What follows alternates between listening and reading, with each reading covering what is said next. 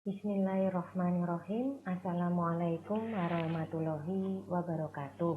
Bertemu lagi dengan saya pada mata kuliah eh, pengantar bahasa query pada semester ini. Sebelumnya mungkin saya akan perkenalan terlebih dahulu.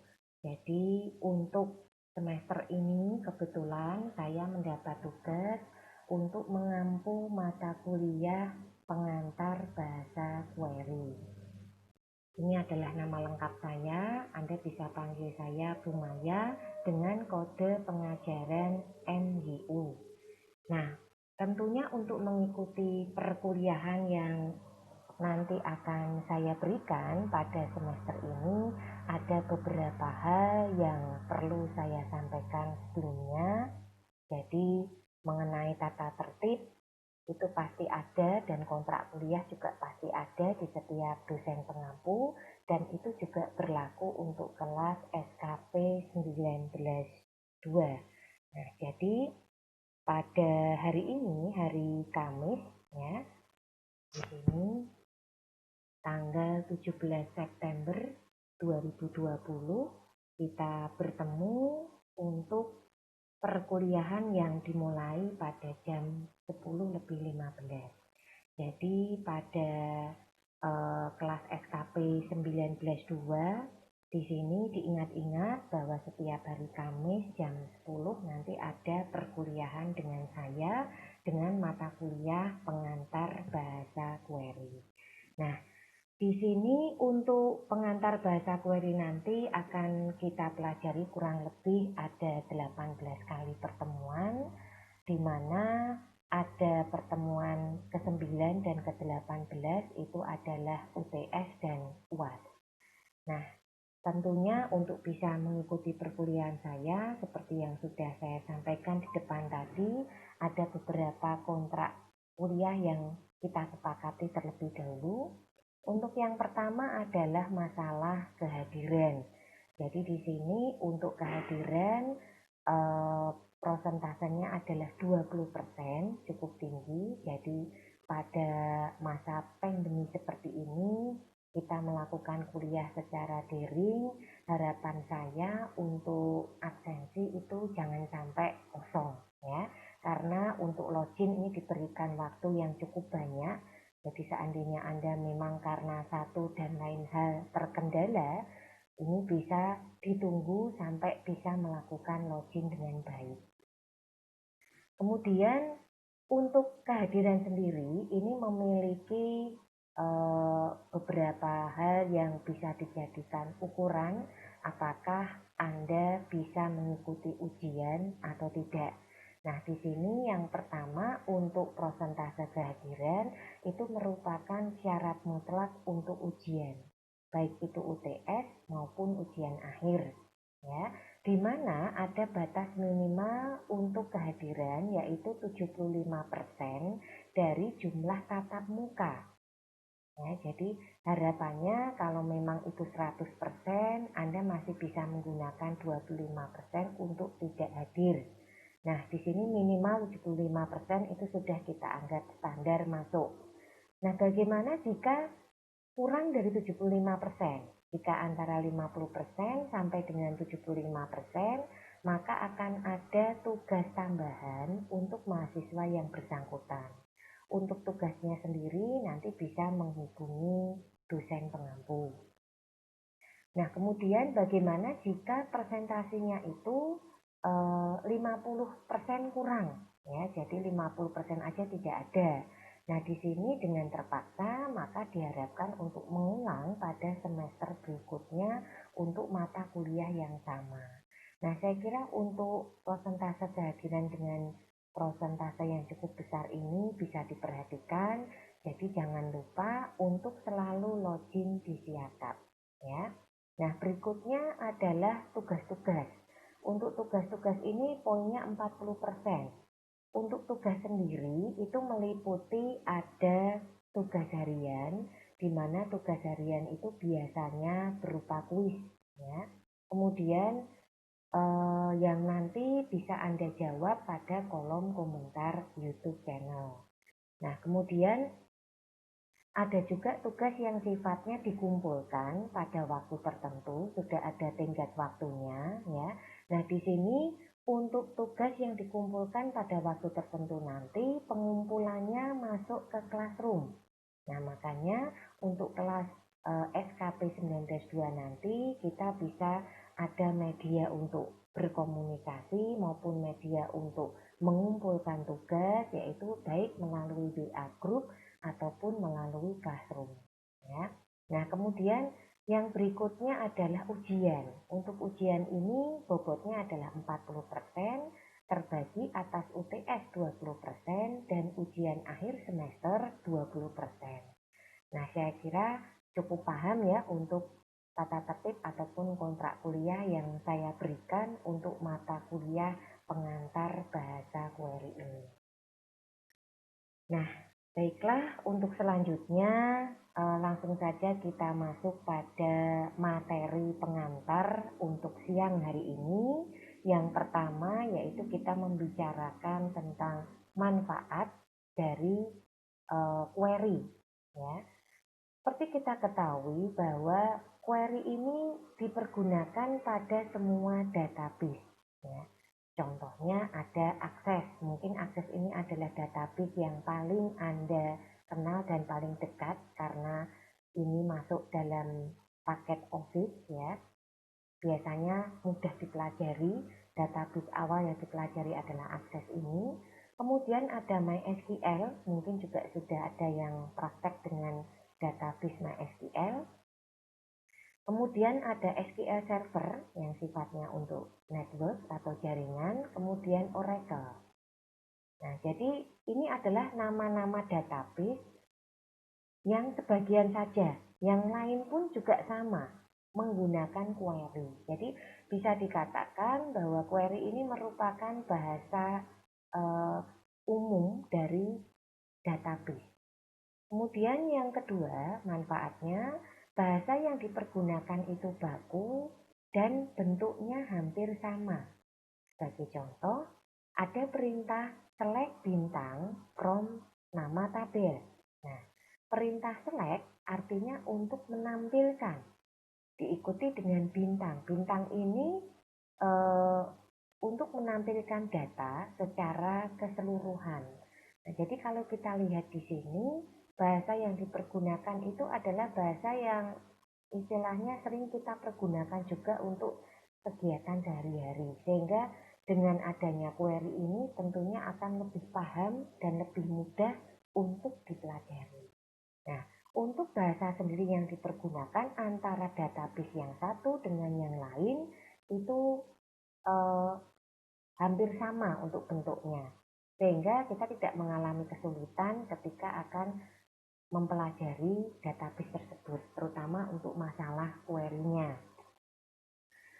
Sedangkan tujuan diberikannya materi atau mata kuliah pengantar bahasa query ini adalah mahasiswa dapat menemukan cara belajar dan mengaplikasikan pengetahuannya sesuai dengan kemampuan masing-masing. Jadi kalau yang mungkin mahir menggunakan akses boleh dikembangkan di akses. Mungkin mahir menggunakan Oracle boleh mengembangkan di bidang Oracle ya. Dan pengembangan ini guna memahami konsep query dan pemakaian sintaks SQL dalam basis data maupun dalam pemrograman. Nah, tujuannya biar kita paham konsep atau maksud dari query dalam database ataupun dalam pemrograman itu seperti apa. Nah, jadi sebetulnya untuk mengembangkan mata kuliah bahasa query ini kita bisa belajar langsung lewat database-nya ya atau lewat pemrogramannya. Dan database-nya pun bebas karena bahasa yang dipergunakan itu hampir sama dan baku. Ini tadi adalah tujuan daripada diberikannya mata kuliah pengantar bahasa query. Nah, untuk berikutnya ini adalah materi-materi yang nanti akan kita bahas pada pengantar bahasa query. Ada basis data, ada normalisasi, ada DBMS dan SQL, ada sintaks-sintaks SQL baik itu DDL maupun DML, Kemudian ada agregat, join, dan view, serta contoh pemakaian SQL dalam bahasa pemrograman. Nah, kalau waktunya cukup nanti kita bisa praktek untuk masuk ke pemrogramannya, ya. Nah, sekarang kita mulai masuk ke desain basis data. Sebelum kita masuk lebih jauh, kita harus mengenal dulu apakah database itu. Database berasal dari kata data dan base. Data adalah non-facts about the real world. Intinya fakta, ya. Kenyataan atau realnya itu seperti apa, itulah data. Kemudian base ini adalah warehouse. Bisa saya katakan itu pusat, ya.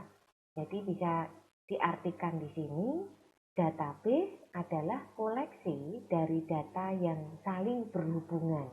Jadi kalau tidak berhubungan ini tidak termasuk ya dari data tersebut. Jadi kalau kita membuat database itu harus saling berhubungan. Ya, karena kalau tidak berhubungan nanti kita akan menyimpan data sampah, ya.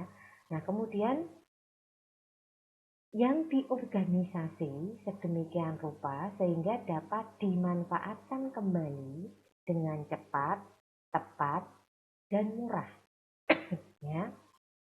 Nah, semuanya ini untuk memenuhi berbagai kebutuhan tanpa terjadi redundant atau pengulangan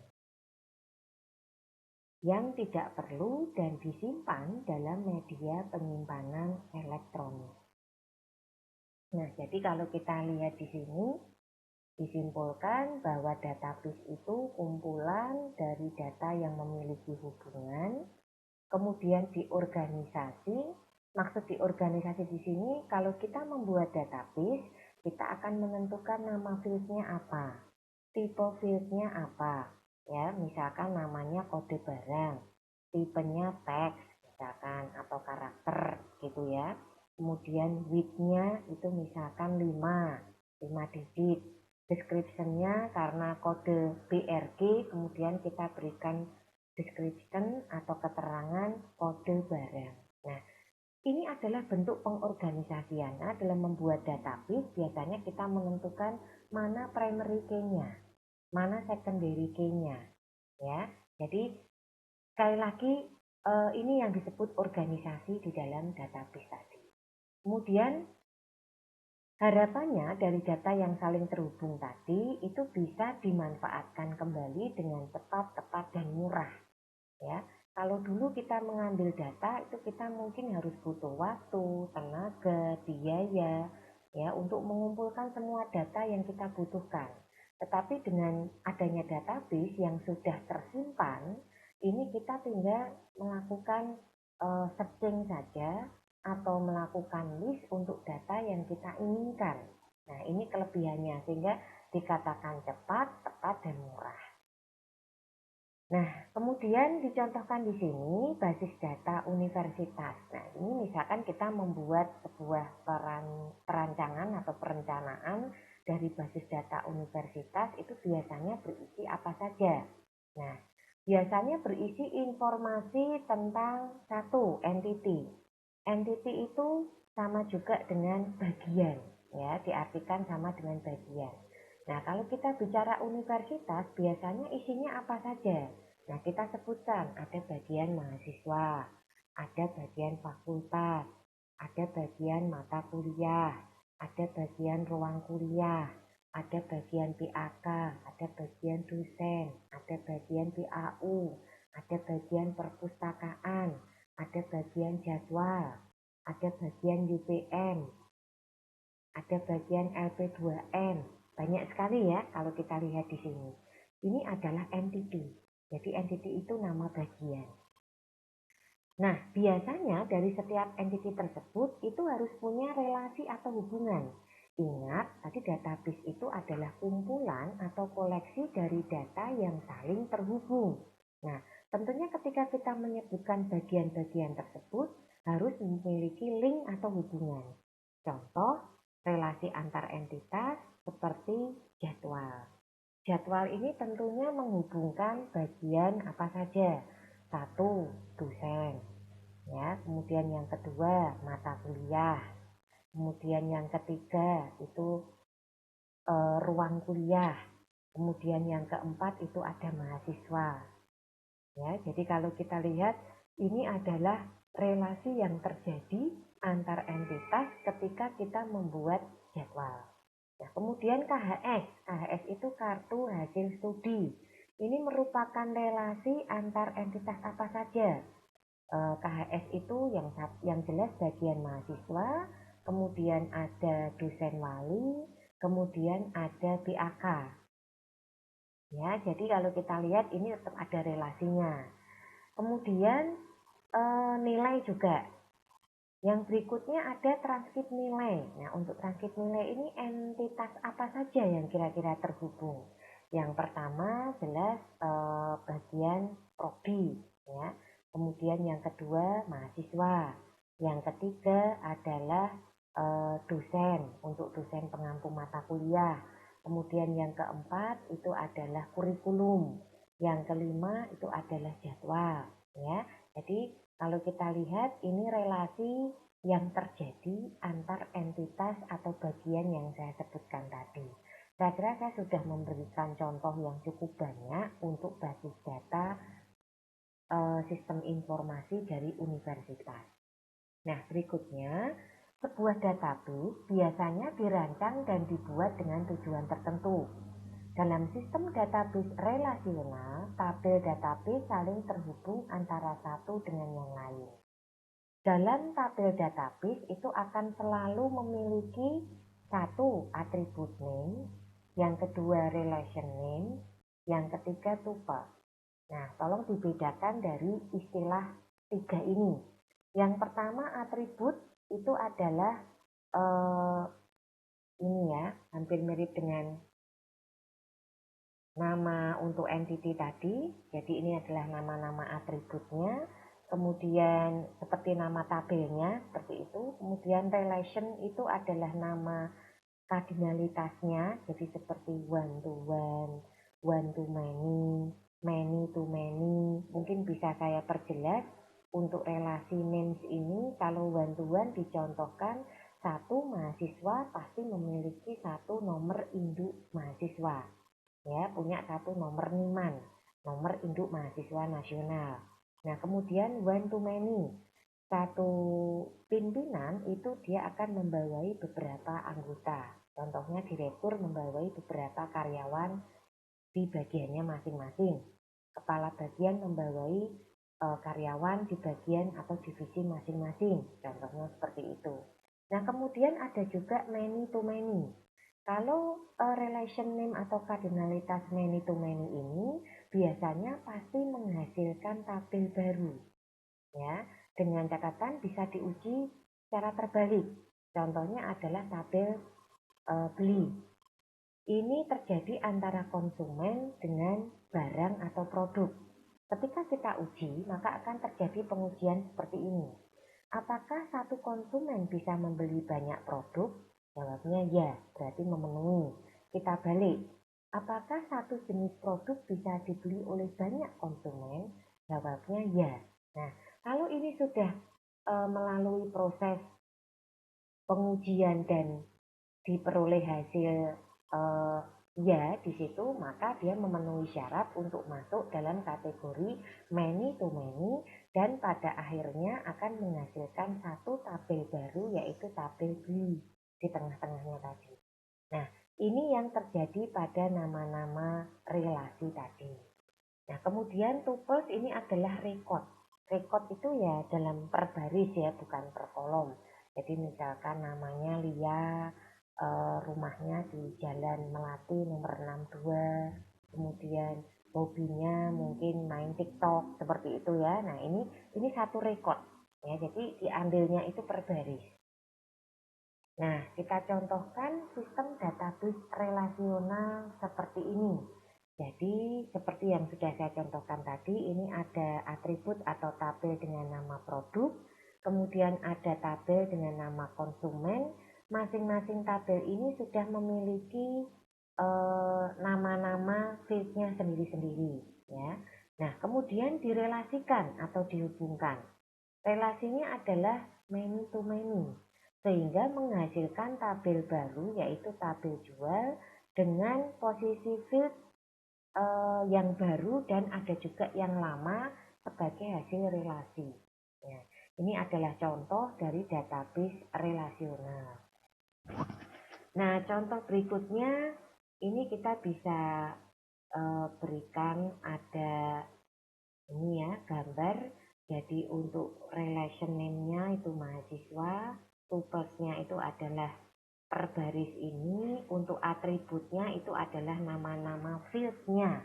Nah, tolong diperhatikan, relation name-nya adalah nama tabel, atributnya adalah nama field-nya, kemudian untuk tuples itu adalah nama record-nya. Jadi nanti tolong dipahami istilah ini jangan sampai keliru. Nah, kita bisa melihat sebuah permasalahan di dalam database. Sebagai contoh, ini ada gambar database tentang tabel film, kemudian ada pertanyaan, is a good design? Sekilas kalau kita lihat sih sepertinya nggak ada masalah ya. Nah, di sini permasalahan dalam database itu akan muncul. Jadi di sini kalau kita lihat khususnya yang pertama yaitu untuk update anomali. Jadi di sini ketika judul film Star Wars itu akan melakukan update untuk length filmnya, ya, ini ternyata untuk yang baris pertama dan kedua tidak berubah. Nah, ini masalah ya, karena mereka kan datanya sama. Harusnya kalau diubah satu ya diubah semua, berubah semua intinya begitu.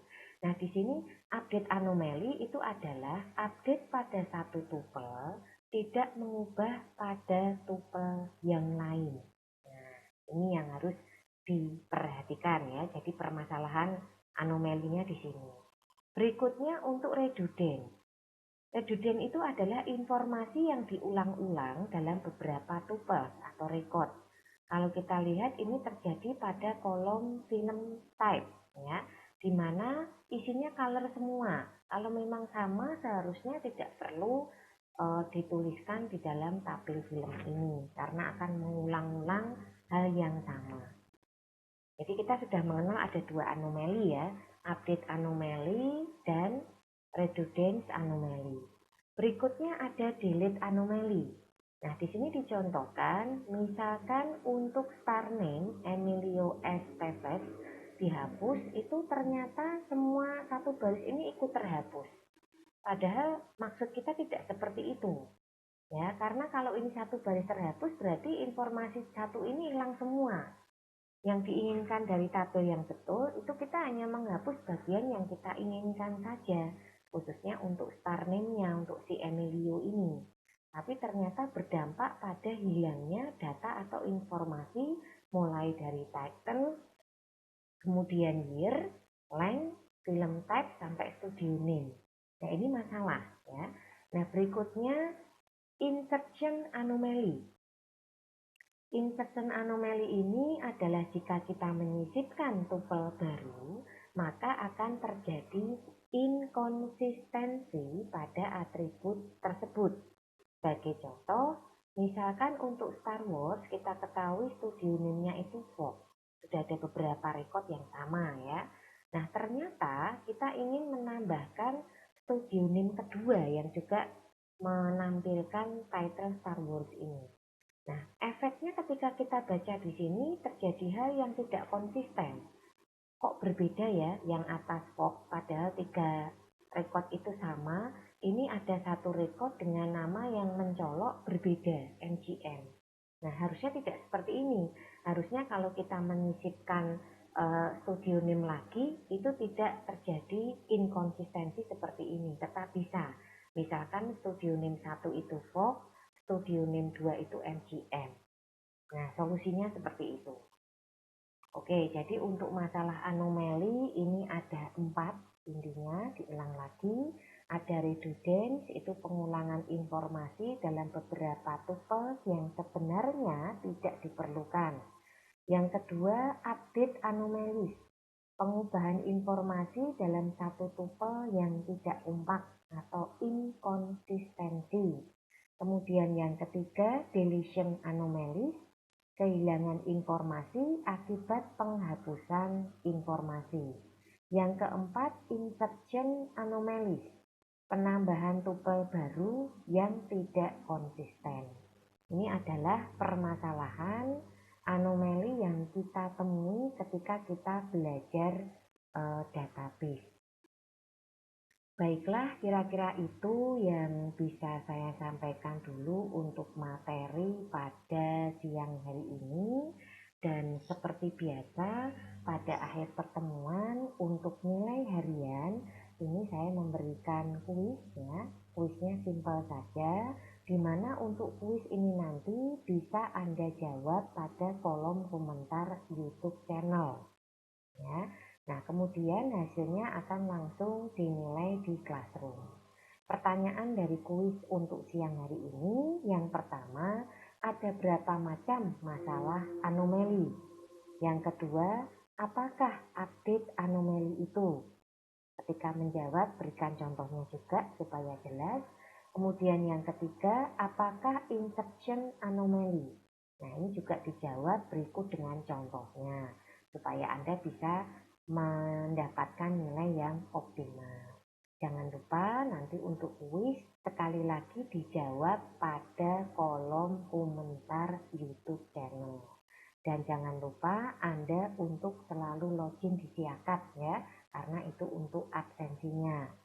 Jika masih ada kendala, ada beberapa yang tidak paham, silahkan untuk ditanyakan langsung, baik bisa melalui Japri ataupun melalui WA Group ya. Jadi untuk pertemuan perdana ini tugas Anda itu membuat ini dulu ya, masuk atau bergabung dengan WA Group, kemudian bergabung dengan Classroom, dan yang ketiga langsung melakukan ini tugas harian, yaitu mengisi kuis pada kolom komentar YouTube channel. Baiklah, kira-kira itu yang bisa saya sampaikan. Mohon maaf jika dalam penyampaian ada hal yang kurang berkenan. Sekali lagi terima kasih atas kehadiran dan perhatiannya. Wassalamualaikum warahmatullahi wabarakatuh.